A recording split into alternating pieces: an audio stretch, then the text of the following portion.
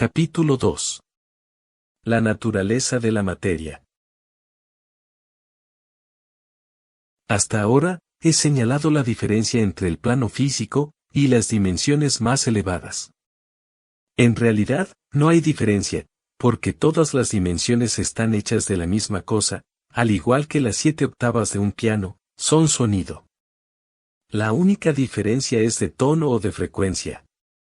En un piano, cada octava se reproduce 7 veces, de manera tal que las notas individuales son simplemente armónicas más altas de las que están en las octavas más bajas.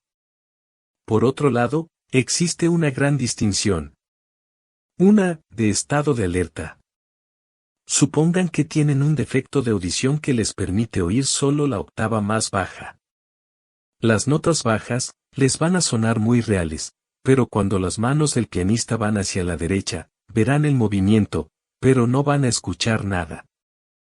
Ustedes se sentirán confundidos cuando la gente esté hablando de sonidos que ustedes no escucharon. Puede que hasta se pongan furiosos y acusen a los demás de estárselo inventando todo, crean que están locos, se encojan de hombros y digan, no lo entiendo.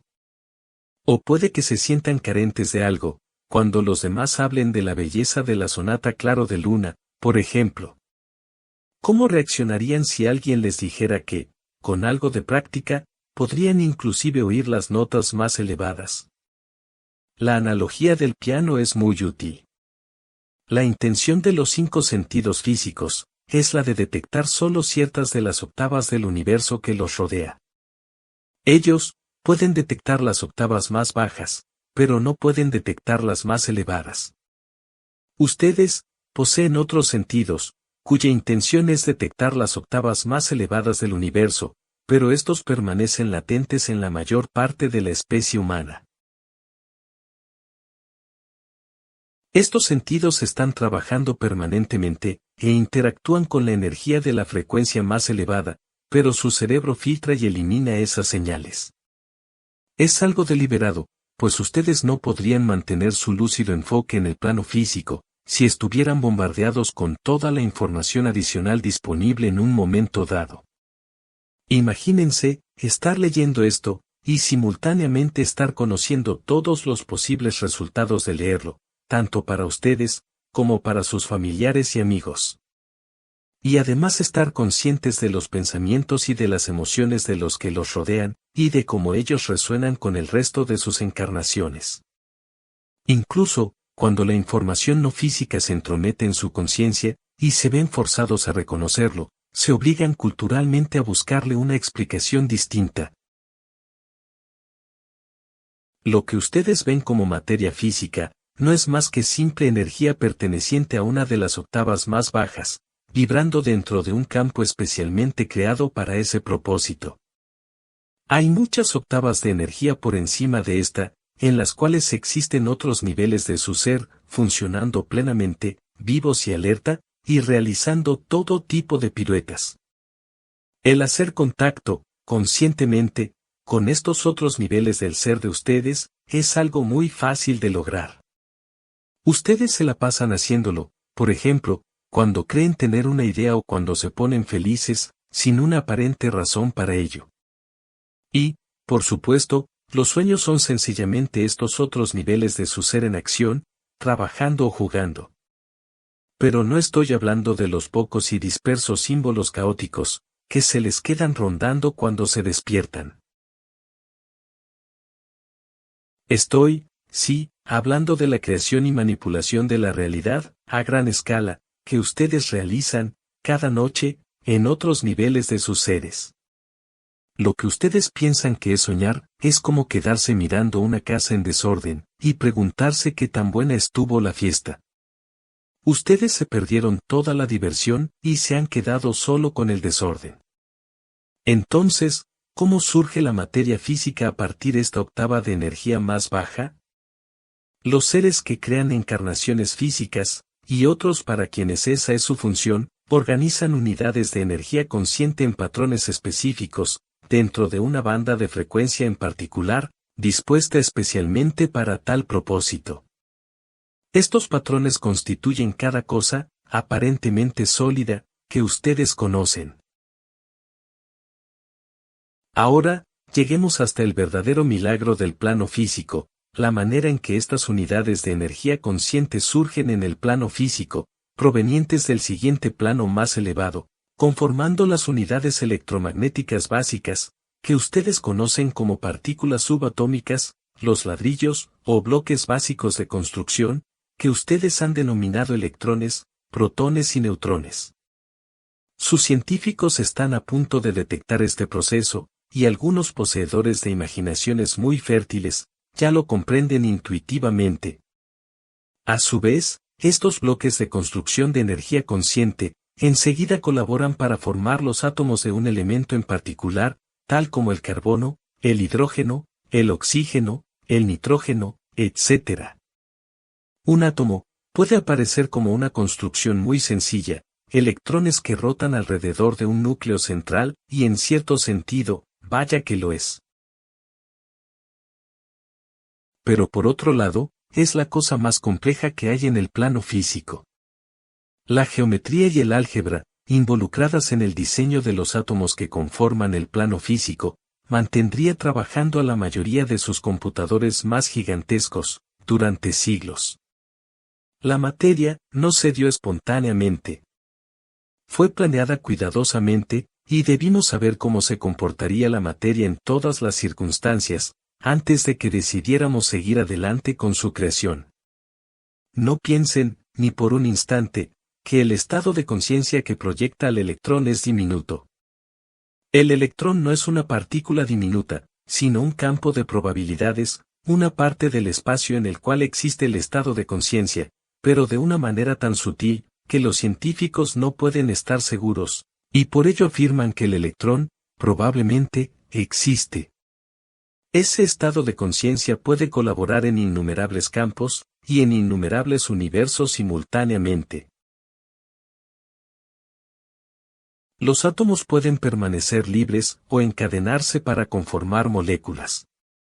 Las moléculas, a su vez, se unen para constituir aquella forma, determinada conjuntamente, por las unidades de energía en sí mismas, y por la entidad organizadora. Los seres, asumen la responsabilidad de dirigir la energía en forma de átomos, o de moléculas, de acuerdo con patrones, por ejemplo, para un cristal, para una piedra, para una célula de la semilla de una planta, o para un árbol y así, sucesivamente. La lista no tiene límites, por supuesto, pero los patrones se asemejan mucho a los computadores personales. Son simultáneamente programas vivos y bases de datos, y pueden almacenar vastas cantidades de información. La estructura del ADN, que existe en el corazón de cada una de las células, es una base de datos que contiene la historia de ustedes, y de todas sus encarnaciones, y adicionalmente, la de toda la especie. Por ejemplo, un árbol crece bajo la guía de un ser de energía, llámenlo espíritu de los árboles, si así lo desean, quien concibe el patrón del árbol, y organiza las unidades de energía de acuerdo con ese patrón. Una vez organizada la energía, recuerda su función, y continuamente mantiene las partículas subatómicas, arregladas en patrones, cada vez más extensos. Cuando ustedes miran a un árbol, están realmente viendo energía pura organizada, bajo un patrón, por un ser consciente y alerta. El cerebro de ustedes, descodifica este patrón de energía visual como árbol, a través del hábito.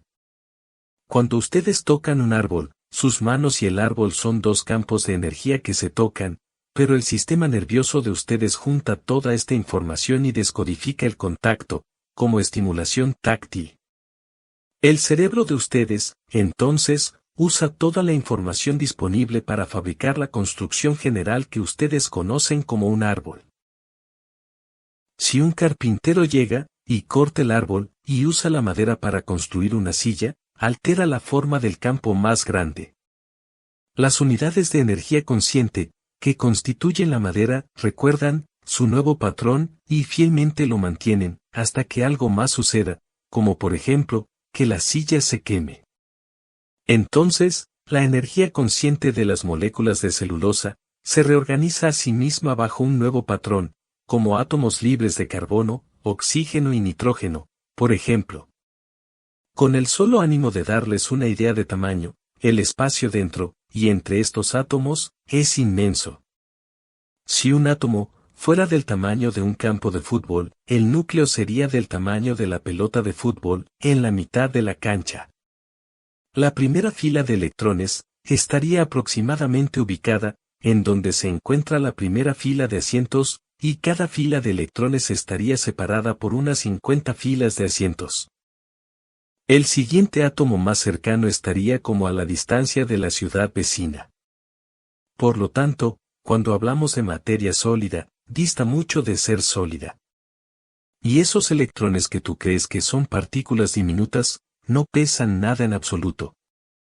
Sencillamente son paquetes de energía, zumbando alrededor del núcleo a una velocidad enorme.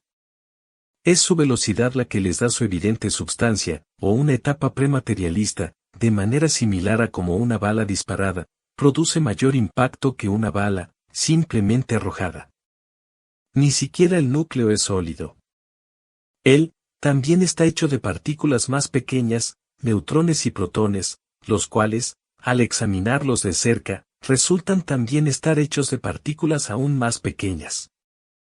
En este nivel, nos estamos acercando al punto en el cual la energía pura se manifiesta como aquello que ustedes creen que es materia, y a los lapsos infinitesimalmente cortos que esto se demora. También estamos cerca de los límites de los instrumentos físicos.